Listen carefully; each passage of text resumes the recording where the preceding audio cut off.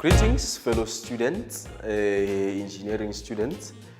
Welcome again to our fourth lesson for Engineering Science N3. My name is Mr. C. Tobejane from Mehlanzeni TVET College, Mlumati campus. And today, our lesson will be looking more into heat. That is chapter 5. If you are using the Future Manager's textbook by Tommy Ferreira. But if you're using another book, I'm not sure about the chapters. They vary, the location of these chapters. But today, we are focusing on heat. Whenever we speak of heat, heat is a form of energy. When there is fire, fire releases heat. We need to understand what exactly happens in these components breaking up to produce this heat. If you are seated next to a heater element, the heater element produces a certain amount of heat. We need to understand exactly what happens in that element, that the combustion that is taking place in that particular element to produce heat. If you are boiling water or cooking food, there is heat transfer from your stove to the pot, from the pot to what? To the water which you are boiling on or the food that you are cooking. We need to understand what exactly happens there. Are we having heat loss along the way? Is the amount of heat being produced in that particular heating element equal to the amount of heat which is received by whatever that we're trying to boil out? But first, let us understand the basic concepts of heat. Heat, like I said, heat is a form of energy. If heat is a form of energy, that means it cannot be broken apart and you can't create it. So heat is a form of energy and it's measured in joules. Anything that is energy is measured in joules. Whether you are speaking of kinetic energy, whether you are speaking of potential energy, that is measured in joules. Temperature is an indication of the degree of hotness or coldness of a body. How much a body is cold is measured in degrees. How much a body is hot is measured in degrees. What do we call that? That is temperature. Specific heat capacity is the amount of heat required to raise the temperature of a substance. The amount of heat required to raise the temperature of what? Of a substance. If I'm heating up water, how much heat should I apply on the water so that the water changes its temperature maybe from 0 degrees Celsius to 1 degree Celsius? That is specific heat capacity. We have a calorific value of fuel, which is the quantity of heat required to completely burn fuel. For an example, you are about to have a braai in your house and you have coal. Coal is a form of fuel. How much heat is applied in those fuel, in that coal, to completely burn it to a point where the coal that you use for braai cannot be reused? That is calorific value. And what is fuel? Fuel is a substance which can be burned in order to release heat energy. But in most cases right now, I want us to focus only on the specific heat capacity concept. We said specific heat capacity is the amount of heat which is produced, or is the amount of heat required to raise the temperature of a substance. On our screen here, we have the equation to calculate more particularly on water or steel. Can be water or steel. Now let me try and emphasize this. Specific heat capacity only works on liquid and steel. It doesn't work on fuels. When it comes to fuel, we use what? Calorific value. But when it comes to liquids like water, we use what? Specific heat capacity. When it comes to raising a temperature of a steel, can either be an aluminum bar or copper brass, we use specific heat capacity. So we have the equation Q is equal to MC change in T, where your Q, that is the heat energy in joules, M, that is the mass of the substance in kg, C is the specific heat capacity in joules per kg degrees Celsius, and change in T, that is the temperature in degrees or Kelvin. Now, change in T we have T2 minus T1. What is T2? T2 represents the initial temperature, the final temperature of the water. T1 represents the initial temperature of that substance. Suppose this substance has an initial temperature of 15 degrees Celsius. When you burn it, it goes up to a temperature of 25 degrees Celsius. What is the final temperature? 25 degrees Celsius. The initial temperature. So this means that when you have change in T as T2 minus T1, then you are actually increasing. Increasing what? You are increasing temperature. You are increasing temperature. But if you have change in T, which is T1 minus T2, right? You have boiling water. And you have boiling water, you leave the water there to cool down. What are you doing? You are actually reducing temperature. Or maybe you have an iron steel, which has a temperature of 800 degrees Celsius, maybe. And you want to cool this iron steel. You immerse it into water. What are you doing to the iron steel? You are decreasing its temperature. So this is what? Decreasing what? Decreasing temperature. Or rather, heating and cooling in simple terms. You can say heating, and here you can say what? Cooling. Right. I hope you understand that. So, since now we understand these basic concepts, let us see if we can apply them in an example. Let us see if we can apply them in an example. Example 1. Calculate the amount of heat energy required to raise the temperature of a 5 kg of steel from negative 20 degrees Celsius to 140 degrees Celsius if the specific heat capacity is 0.486 kilojoules per kg degrees Celsius. Let us extract our data now. Let us extract our data. Data, what do we have? We have the mass, which is 5 kg. We have the initial temperature, which is negative 20 degrees Celsius. We have the final temperature, which is 140 degrees Celsius. And we also have specific heat capacity, which is 0.486 kilojoules per kg degrees Celsius. You can always multiply this value by 1,000 so that you have what? If you multiply this by 1,000, I believe you're going to have 486 joules per kg degrees Celsius. 0.486 multiplied by 1,000, that is 486 joules per kg degrees Celsius. Now we're ready to calculate. What are they looking for? Q. You see? So equation to use, Q is equal to MC change in T. What is M? 5. Specific heat capacity, 486. Change in temperature, it will be T2, which is 140. Let me put a square bracket here because we have a negative sign.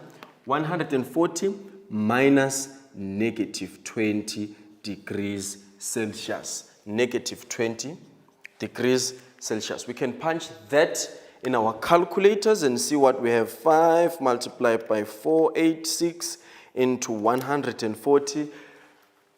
This, mathematically, when you multiply a negative with a negative, what you get?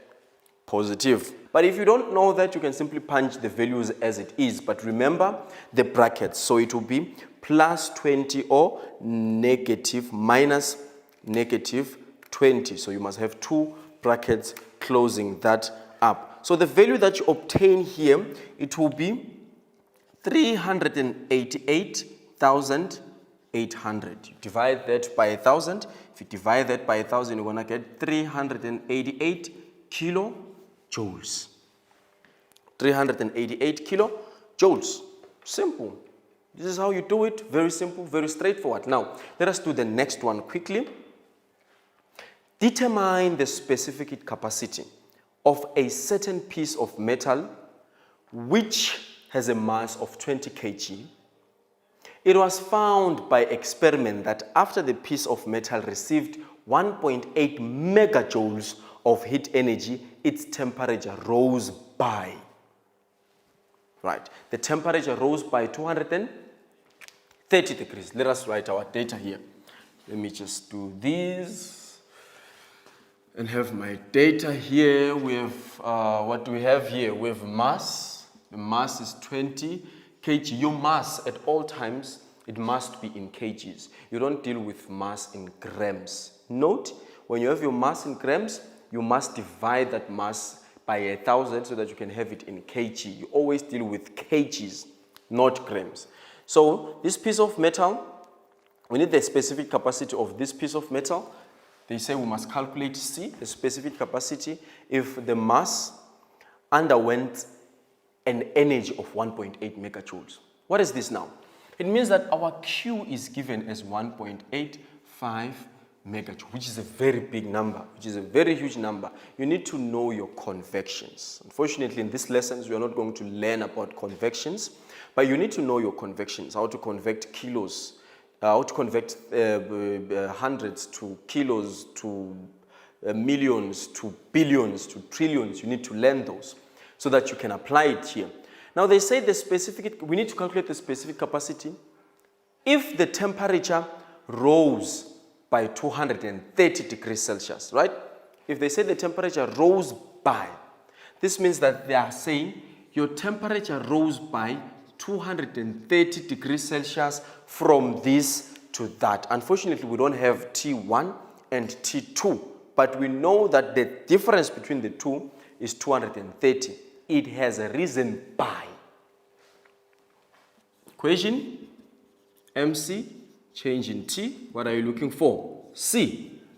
Q, M, change in T. Can we substitute? 1.85 exponent mega 6, which is 20 multiplied by 230. Now, let us punch that in our calculators and see what we have. 1.85 exponent positive 6, because it's mega means million. 20 times 230. The value that we obtain here, the specific capacity of this object is 402.17 joules per kg degrees Celsius. Do not forget the SI units. SI units, they're very much important. Was there anything which is difficult? Nothing. Nothing is difficult at all. Moving right along. Now, let us talk about heat transfer. Let us talk about heat transfer. With heat transfer, we know and we understand that heat can be transferred from one object to the next object, right? There are certain laws and certain principles that you follow whenever you're dealing with heat transfer. So it means that even yourself, heat can be transferred to you. You are feeling cold and you sit next to a fire, heat is transferred to you. Then that makes you feel warm. If maybe, for an example, you are cooking, take your pot, put water and put it in a stove. What happens? The heat produced by the element of that stove will be transferred where? To the pot, transferred to the water. So there's a certain principle along that transfer which we need to follow, which is the principle of conservation of energy. What does it state? The principle of conservation of energy states that energy cannot be created or be destroyed, but can be changed or transferred from one form of energy to another form of energy, right? It can be changed from one form to another or be transferred from here to there. Other practical example is the light. The light, they use the principle of energy because it is transferred, or rather, it is converted from electrical energy, right, to light energy. Your speaker converts electrical energy to what? To sound energy. Do you understand? So this is basically the transfer of energy itself. This states that you cannot create energy and you cannot destroy energy, but you can transfer it from one form to another form. We have an example here, example 2. Example 2 says, after a steel component was welded, its temperature had risen to 850 degrees Celsius. it was quenched in a tank containing 30 liters of water with an initial temperature of 19.5 degrees Celsius until both the component and the water reach an equal temperature of 25 degrees Celsius. Now, I want to emphasize something here. If I take a steel component having a very high temperature and I want to what? I want to decrease, I want to cool the component down and I immerse it in water. What happens is that the steel component will transfer heat from it to where? To the water, right? Heat transfer will take place. It means that this component will cool down, but what happens to the water? The water will increase in temperature, right? That's just simple logic. You can't have the same temperature from when you have immersed the water being equal, the steel being equal to the temperature of the water initially, right? So this steel component was welded, and after it was welded, it reached a temperature of 850 degrees Celsius. Now we want to cool down this steel component. We quench it in a tank containing 30 liters of water. The water had an initial temperature of 19.5 degrees Celsius. Now, after I've immersed it, both the component and the water, what happens? They both now have the same temperature. Data. It's very much important to extract your data. Extracting your data always assists you in determining how much of the information you have, which equation to use, how to use it, and when to use it. Steel component was welded and the temperature risen to 850, so we have we have T1 of 850 degrees Celsius. 850 degrees Celsius. How do I know that this is T1? It's because along the statement they told me that both the component and the water reached an equal temperature of 25 degrees Celsius, which means the water had 25 degrees Celsius and the steel had 25 degrees Celsius finally. So that is T2. That is T2, 25 degrees Celsius. Let me just separate this. This is for the steel. The steel, sorry, not steet. And then what? The water. T2 of steel, T1 of steel. What else do we have on the steel?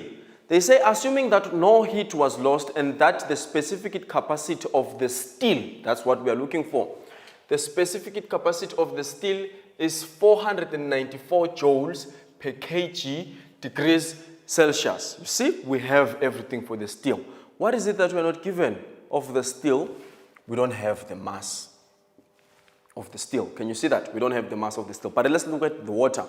Water had an initial temperature of 19.5 degrees Celsius and a final temperature of 25 degrees Celsius. They said here the water has a mass of 30 liters. 1 kg is equal to 1 liter. So M 30 kg. We can write it like that. We also have the specific capacity of water. Specific capacity of water, 4,200. It's 4,200 joules per kg degrees Celsius. What happened here? The steel component transferred heat to the water, right? So now the question says calculate the mass of the steel component. Here's what we do. Q of steel, which is lost or transferred, is equal to Q of water, which is what? Gained. Right? Water gained heat, steel lost heat. We know that Q is equal to what? MC change in T, right? MC change in T. So we can say MW, CW change in T, W for water, MS, S for steel. What are we looking for?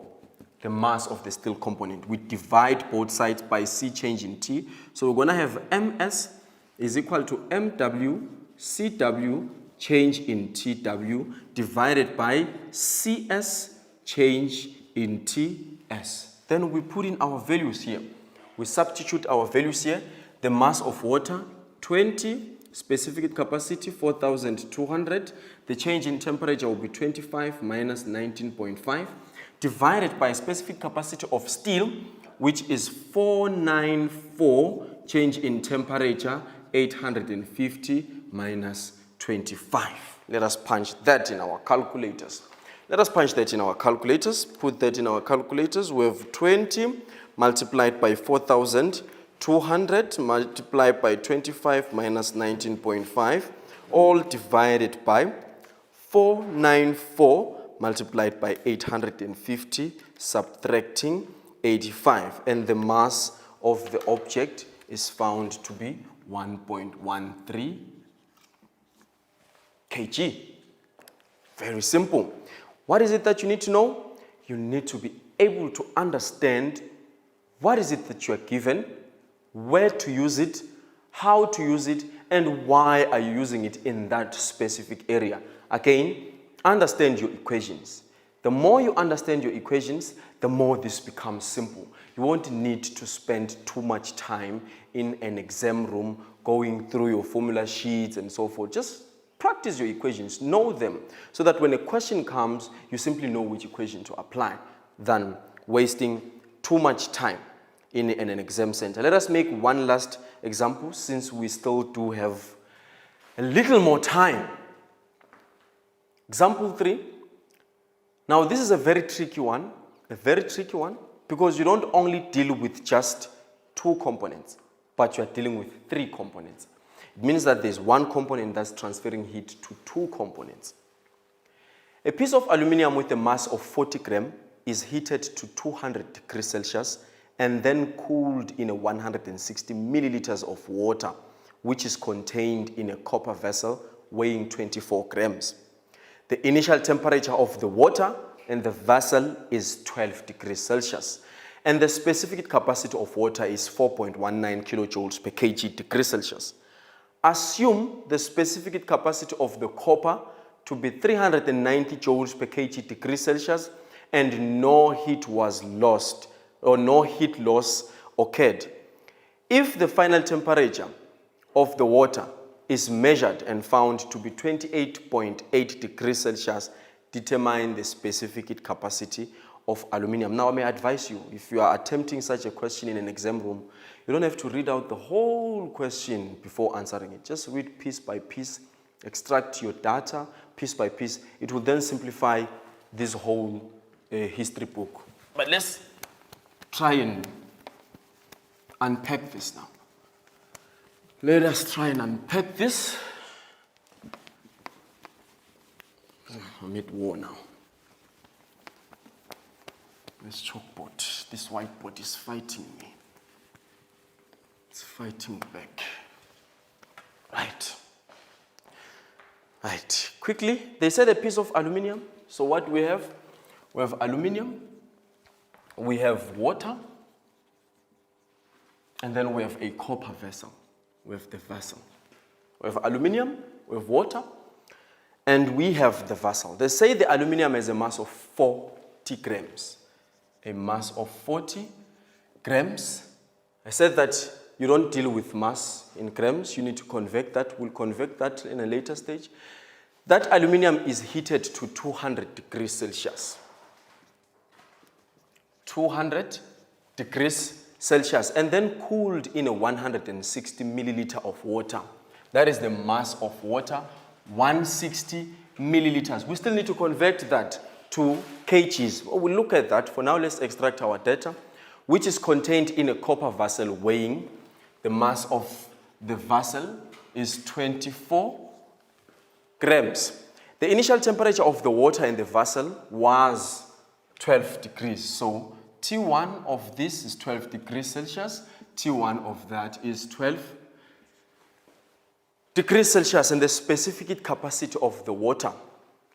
So we are given 4.19 kilojoules per kg degrees Celsius, but I always prefer to change that to be in joules per kg degrees Celsius. So C will be 4,190 joules per kg degrees Celsius. We did the convections. You know how to go about doing that. Right, and then they say here, assume the specific capacity of the copper. Where is our copper? That is our vessel. Has a specific capacity of 390 joules per kg degrees Celsius and no heat losses occurred, the final temperature of the water is measured and found to be 21.8. Now, if the final temperature of water is measured and found to be 21.8, we have the aluminium immersed inside the water. The water is contained in a copper vessel. This means that if the final temperature of the water after this aluminium is cooled down is 21.8, that simply means even the copper vessel has a final temperature of 21.8, even the aluminium has a final temperature of 21.8. So 21.8 degrees Celsius, 21.8 degrees Celsius, 21 point what? Right, 0.8 degrees Celsius. Let us convert this, that, and that to kg. 40, when you convert it, we did it, I explained to you. You know how to go about doing it. 0.04 kg. The milliliters of water, we know that milli is actually exponent -3. So we have 160 exponent -3. We need to change it to kg. So we divide this whole thing by 1,000. Then we know this will be 0.00016 kg. And then our 24 should be 0.024 kg. Right, now let us quickly calculate. There's heat transfer, we are wrapping up. So we have Q of aluminium, which is losing. Q of aluminium is giving to who? Is giving to Q of water and Q of vessel, right? We know that this is MC change in T of aluminium. This is MC change in T of water, and water. And this is MC change in T of vessel. What are we looking for? The question says, determine the specific heat capacity of aluminium. CA, that is what we are looking for, right? So you divide everything by this. So it means we're going to have C is equal to MW CW change in TW plus MV CV change in TV divided by what? Divided by MA change in A, like that. So from here, substitute your values. You have your mass, you have your specific capacity of water, and then you have to obtain your answer there. Now, because of time, I'm going to leave that to you to do your calculations, and if you get it, just you write it. You write on our Facebook page. You can post a post there so that someone can find it, or you can follow up the conclusion of this, how we go about putting up the values there. You can see it on our YouTube channel, Ehlanzeni TVET College, or you can even check it on our website, ehlanzenicollege.co.za, or find us at Twitter at Ehlanzeni TVET College. But that's it for me, and we are going to meet next time.